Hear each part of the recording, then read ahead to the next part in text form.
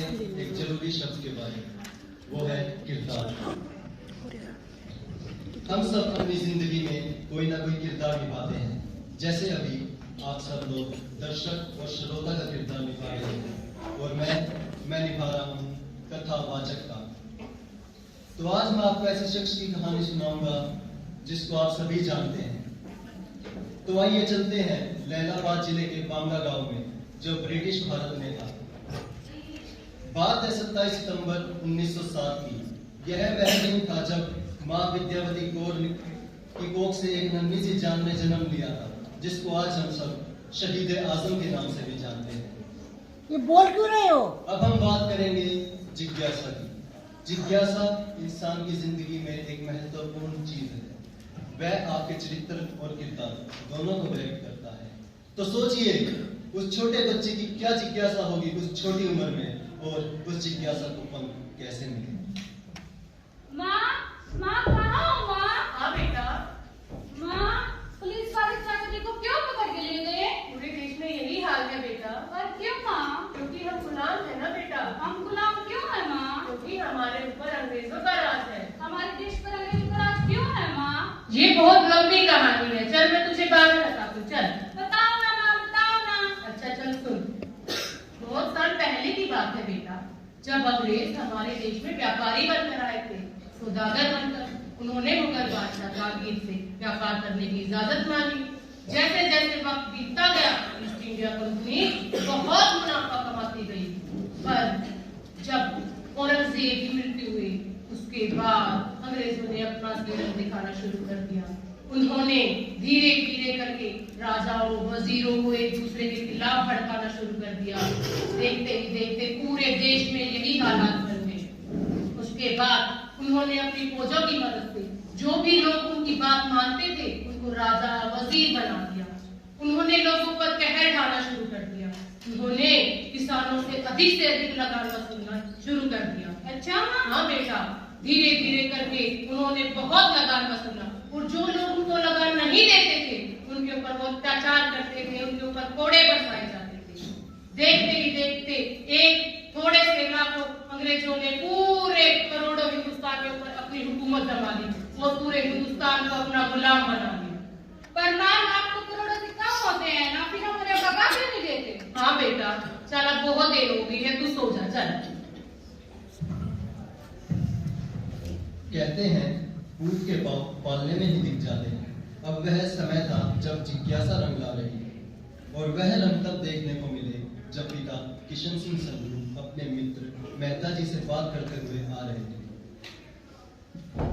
सत श्री अकाल किशन सिंह जी, सत श्री अकाल। सत श्री अकाल जी, सत श्री अकाल।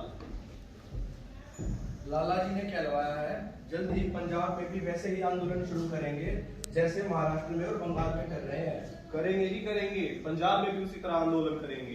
ये लीजिए छोटी सी भेंट। ये जो आपने पैसों की मदद की है बार बार, उसके लिए भी लाला जी ने बहुत बहुत धन्यवाद किया है। ये तो मेरा फर्ज है देश के प्रति। भगत कहाँ गया? भगत बेटा भगत, भगत भगत। अरे ये रहा। बेटा ये क्या कर रहा है तू? पिताजी, मैं बंदूकें बो रहा हूँ। बेटा अगर तू खेतों में बंदूकें बोएगा तो फसलों की जगह गोलियां उगेगी, उन्हें कौन खाएगा? अंग्रेज दुश्मन। बहुत भाग्यवान बेटा पैदा किया है आपने किशन सिंह जी, ये तो आपका नाम रोशन कर देगा। माँ भारती का सपूत है जी। उम्र के साथ साथ रंग भी मजबूत हो रहे थे और पंख भी बड़े हो रहे थे और फैलने को भी तैयार थे। जब घर पर शादी की बात चली, तब शादी न करने का फैसला करके उड़ने का फैसला किया। भगत, हाँ सर देव। तू सच में पढ़ाई छोड़ के जा रहा है? हाँ, अगर मैं लाहौर में रहा तो माँ और पिताजी मेरी जबरदस्ती शादी करा देंगे। तो फिर तू शादी नहीं करेगा? नहीं, अगर इस गुलाम मुल्क में मेरी शादी हुई तो वो होगी सिर्फ मौत से, और मेरे बाराती होंगे इस देश के आन में कुर्बान होने वाले मेरे साथी। तो फिर तू जाएगा कहाँ से? आजाद जी के पास, चंद्रशेखर आजाद, उनके साथ आजादी की जंग में कंधे से कंधा मिलाने।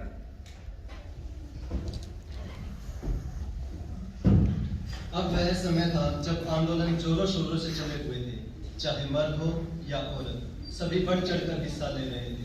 और वहीं दूसरी तरफ अंग्रेजों की भी पूरी तैयारी हुई थी आंदोलन को रोकने की। जैसे आंदोलन की जगह पर गुंडों को शराब पिलाकर भेजना। अंग्रेज जो भी बनाएंगे हम उसे जलाएंगे। अंग्रेज जो भी बनाएंगे हम उसे जलाएंगे। गांधी जी की बात सुनो, चरखा का तो सूद पढ़ो। गांधी जी की बात सुनो, चरखा का तो सूद पढ़ो। भारत माता की जय। भारत माता की जय। गांधी जी की बात सुनो, चरखा काटो सूद पढ़ो। गांधी बाबा का हुक्म है, लाओ तुम्हारा चरखा हम भी काट देते हैं। तुम वापस चले जाओ। अगर तुम्हें हमारा साथ नहीं देना तो ना दो, लेकिन हमें हमारा आंदोलन करने दो। हाय हाय भगवान, इतना नाराज काहे होत है? ये उमरिया तुम्हारी आंदोलन करने की नहीं, आलिंगन करने की है। इन्हें इस उम्र में क्या करना चाहिए वो मैं इन्हें बाद में बताऊंगा। पहले तेरा शौक पूरा करता हूँ आलिंगन करने का। ये चंद्रशेखर आजाद का आलिंगन है, इसके बाद तो कभी आलिंगन नहीं करेगा।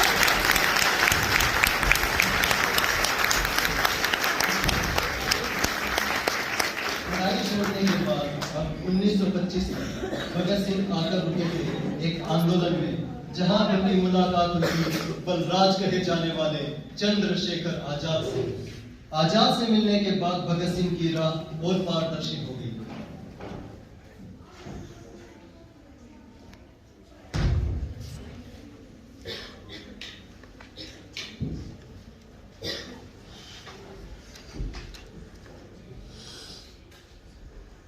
तो तुम आए हो पंजाब से?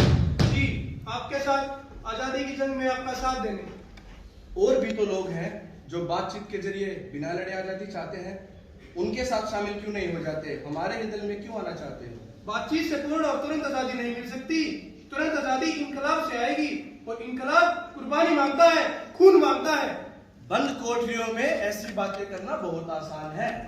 बर्फ की सिल्ली पर लिटाकर घंटों एक ही जगह पर सैकड़ों कोड़े बरसाए जाएंगे तो ये जोश ठंडा पड़ जाएगा। मत भूलो, जो लड़ाई हम लड़ रहे हैं, मौत ही उसमें हमारी जीत है। वो मौत इस गुलामी की जिंदगी से कई अच्छी होगी। और अगर रहा सवाल मेरा, अगर आपको ये लगता है कि मैं वो बंदा नहीं जो खुदीराम बोस और करतार सिंह सरावा बन सकता है, अगर आपको ये लगता है कि मेरा जिस्म मेरे इरादों का साथ नहीं देगा, तो मैं इस पवित्र अग्नि की कसम खाता हूँ। जब तक ना रुके ये कदम चल पड़े तो मंजिल को पा जाएंगे। जान प्यारी नहीं है वतन से हमें, मरते मरते सभी को बता जाएंगे। है वतन, है वतन, है वतन।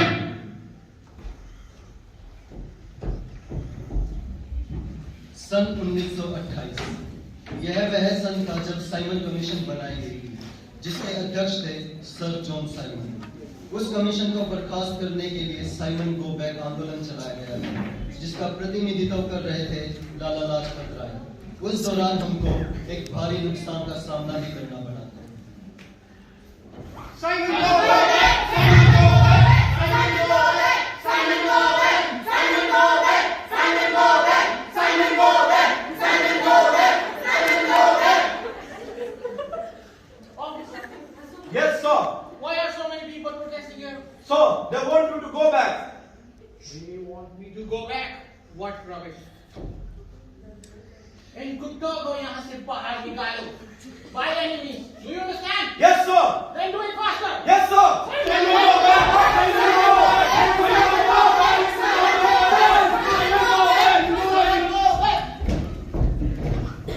लाला जी, मैं ऐलान करता हूँ, मेरे ऊपर किया गया एक एक वर्ड अंग्रेजी हुकूमत के लिए बहुत महंगा साबित होगा। मेरे ऊपर बरसाई गई एक एक लाठी अंग्रेजी राज के ताबूत में आखिरी कील साबित होगी। अब साम्राज्य आके रहेगा, अब साम्राज्य आके रहेगा।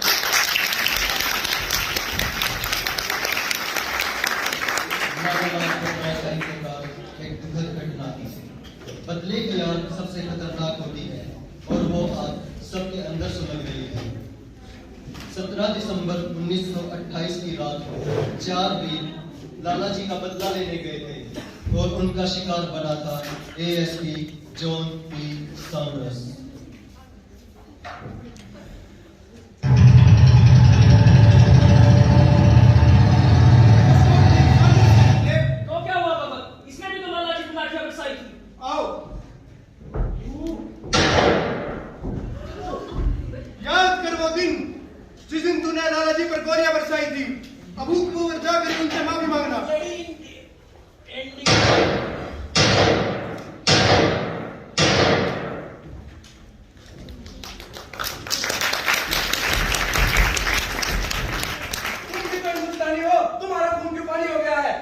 तुम कुत्तों का साथ दे रहे हो? वापस लौट जाओ।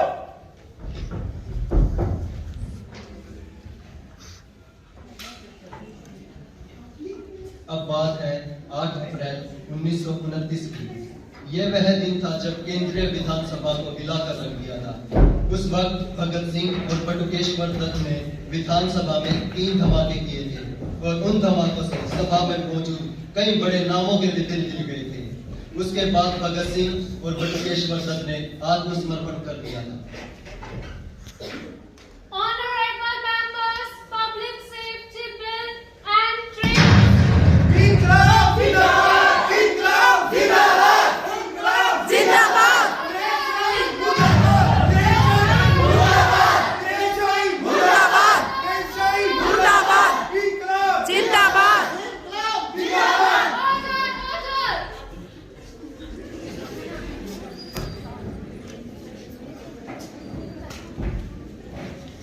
आत्मसमर्पण के बाद अब समय आया था अदालत पेशी का।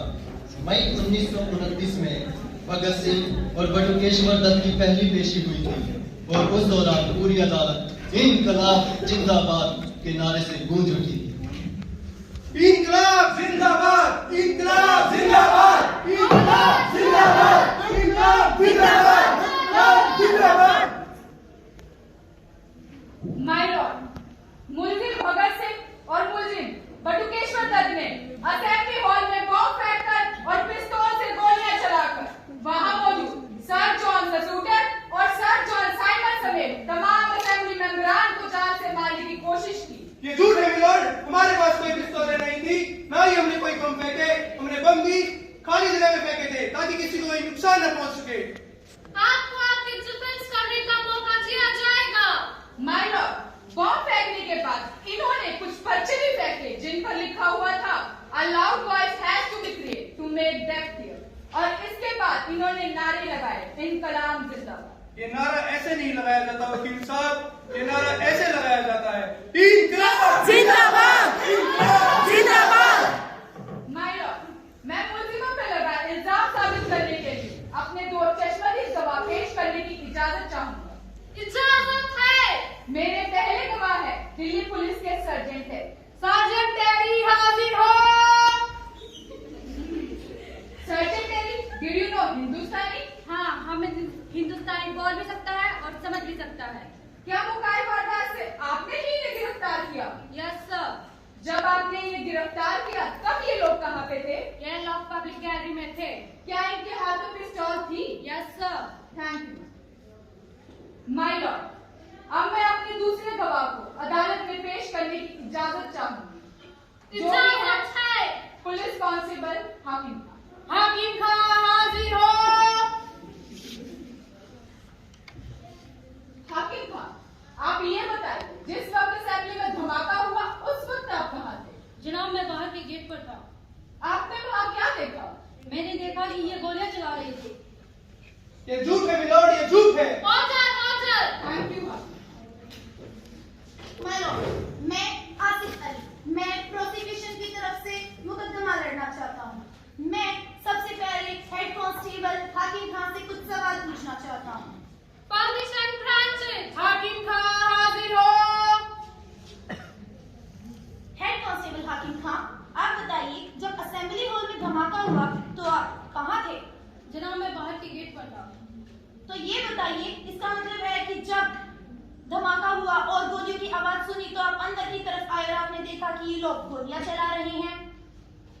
इधर उधर क्या देख रहे हैं? मेरी तरफ देखिए और जवाब दीजिए। जब आप हॉल में आए तो क्या ये लोग गोलियां चला रहे थे? जी जनाब, गोलियां चला रहे थे।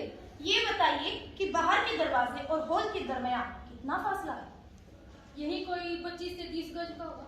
यानी 25 से 30 गज का दायरा तय करने के बाद जब आप अंदर आए तब भी ये गोलियां चला रहे थे। ऑब्जेक्शन माय लॉर्ड, मेरे काबिल दोस्त एक ही सवाल बार-बार करके साबित क्या करना चाहते हैं? Objection sustained. माय लॉर्ड, ये बहुत ही अहम सवाल है। बताइए हाकिम खान, जब आप अंदर आए तो क्या तब भी ये गोलियां चला रहे थे? जी जनाब, गोलियां चला रहे थे। Point to be noted my Lord, जब हाकिम खान बाहर दरवाजे पर थे तब भी इन्होंने गोलियों की आवाज सुनी और जब 25 से 30 गज का दायरा तय करने के बाद ये अंदर आए तब भी इन्होंने गोलियों की आवाज सुनी। तो आप भी बताइए, 2-2 गोलियां चलाने में कितना समय लगता है?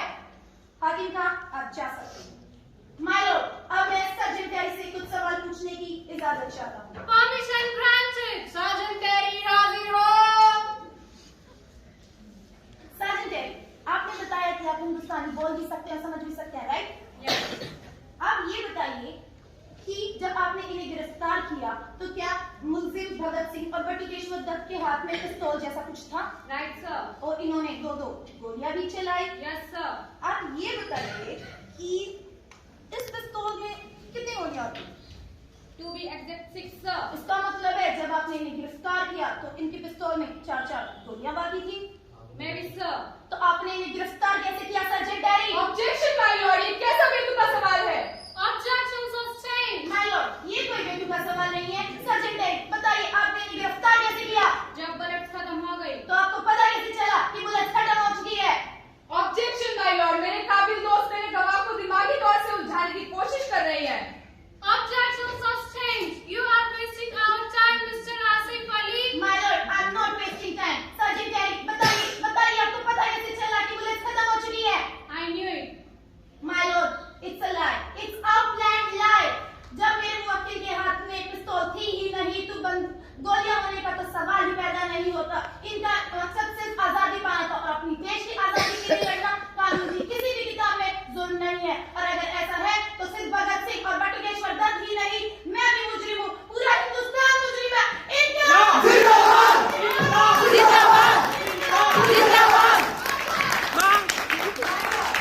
आज मैं अदालत में एक अहम गवाह पेश करना चाहूंगा और इस गवाह की अहमियत आप इस बात से लगा सकते हैं कि ये मुल्जिमान की हर साजिश में उनके साथ कदम से कदम मिलाकर, पर अब इसने अक्लमंदी से काम लेते हुए सरकारी गवाह बनना कबूल किया है।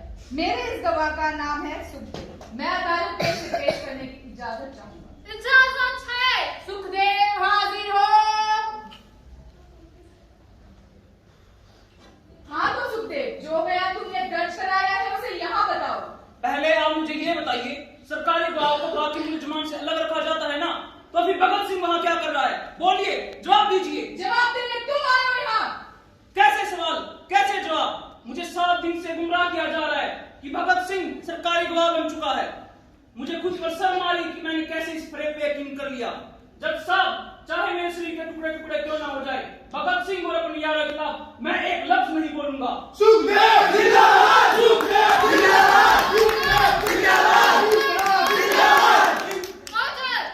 माय लॉर्ड, मुझे अफसोस है एंड टाइम पर मेरा गवाह मुकर गया, पर मेरे पास अभी एक और गवाह है जो है गोपाल दास। मैं अदालत में उसे पेश करने की इजाजत चाहूंगा। इजाजत है। गोपाल दास हाजिर हो। हाँ तो गोपाल, जब तुमने पुलिस कमिश्नर को बाहर निकलते हुए देखा तो तुमने क्या किया? मैंने राजगुरु और भगत सिंह को इशारा किया। वो वहाँ क्या कर रहे थे? मेरे इशारे का इंतजार कर रहे थे। तुम्हारा इशारा पाकर उन्होंने क्या किया? बोलो क्या किया? भगत सिंह ने 5 गोलियां चलाई। तूने हमारे साथी विभास माता के साथ गद्दारी की है।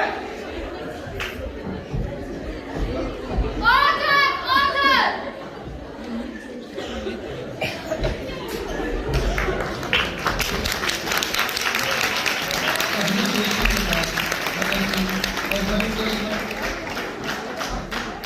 पहली पेशी के बाद भगत सिंह और बटुकेश्वर दत्त को उम्र कैद की सजा सुनाई गई। हवालात में कैद भगत सिंह को सरकारी गवाह बनने के लिए बोला गया था, पर उनके मना करने पर भगत सिंह को यातना दी जाने लगी।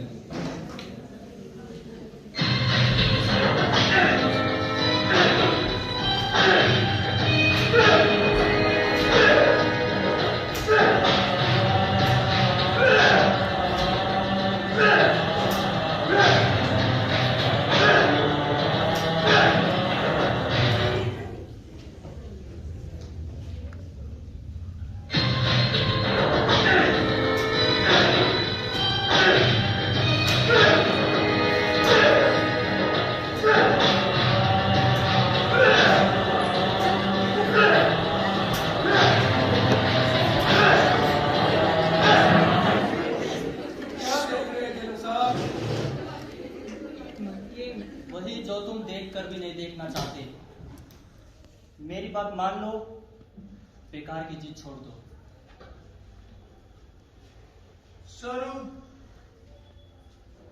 देखो भगत सिंह, इन किताबी बातों से कुछ हासिल होने वाला नहीं है। समझने की कोशिश करो, सरकारी गवाह बन जाओ। मैं वादा करता हूं तुम्हें जो चाहिए वो मिलेगा। मेरे देश को आजादी दे सकते हैं आप? भगत सिंह, मुझे गलत मत समझना। जिन साथियों पर तुम्हें इतना विश्वास है ना, एक दिन वो टूट जाएंगे और तुम अकेले पड़ जाओगे, और तुम्हारा ये अकेलापन अंग्रेज हुकूमत के हुक्म से कभी नहीं लड़ सकता। अगर मेरे अकेलेपन की तो आपको इतनी फिक्र है जनरल साहब, तो आप मेरे साथी क्यों नहीं बन जाते?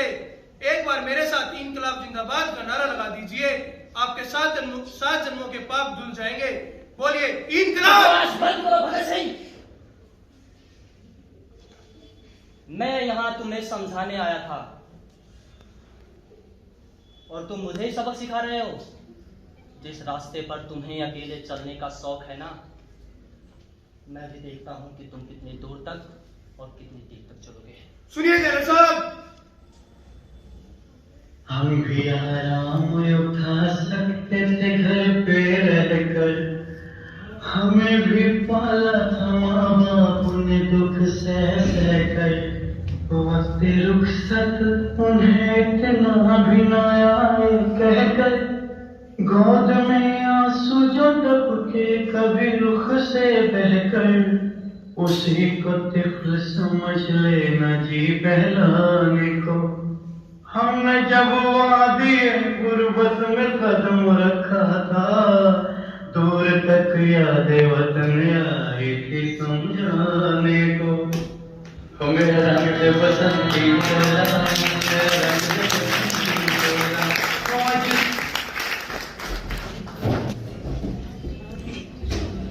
पहली पेशी के दौरान हुई घटना की वजह से, जिसमें राजगुरु ने सरकारी गवाह बन चुके गोपाल दास को चप्पल फेंक के मारी थी, उसकी वजह से अगली पेशी में सबको हथकड़ी लगाने का फैसला किया गया। परंतु भगत सिंह ने हथकड़ी पहनने से मना कर दिया और न्यायाधीश को अदालत में आने का पत्र लिखा। परंतु न्यायाधीश ने बिना भगत सिंह के ही सजा सुनाने का फैसला किया और सजा के तौर पर भगत सिंह, सुखदेव और राजगुरु को फांसी की सजा सुनाई, जो 24 मार्च 1931 को होनी थी। परंतु फांसी को 11 घंटे पहले करके 23 मार्च 1931 की शाम को 7:30 पर कर दिया गया था।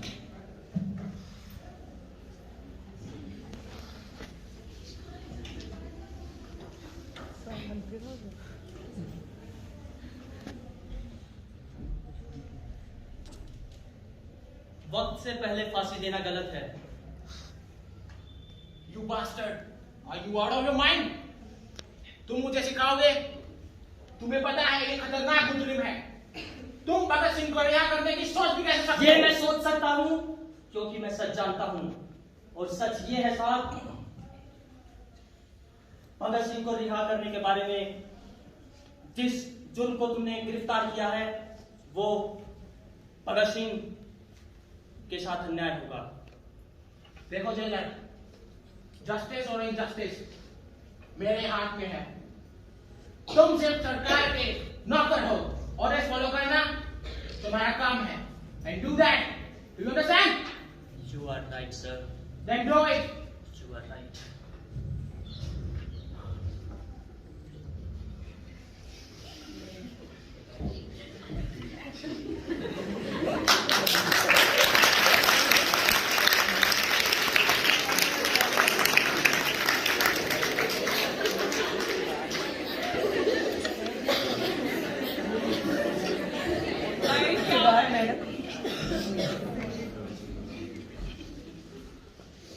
सरदार जी, फांसी देने का वक्त आ गया है, आप तैयार हो जाएं। 2 पन्ने रह गए थे, इजाजत हो तो पढ़ लूं।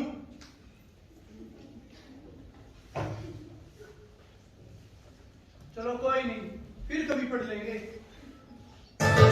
निकले जियाले जो अपना सीना ताने, हंस हंस के जान लुटाने, आजाद सभी आयाने, मर के कैसे जीते हैं इस दुनिया को बदलाने, तेरा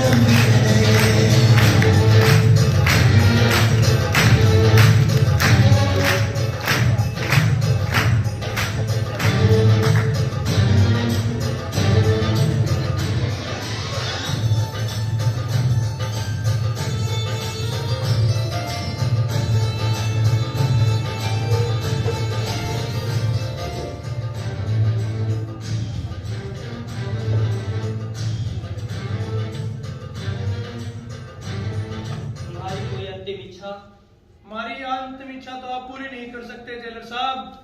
इजाजत हो तो एक बार हमारे हाथ खोल दिए जाए। हम साथी एक आखिरी बार गले मिलना चाहते हैं।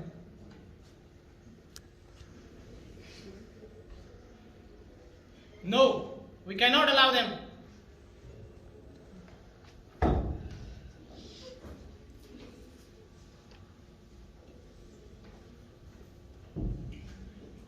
इनके हाथ खोल दिए जाए।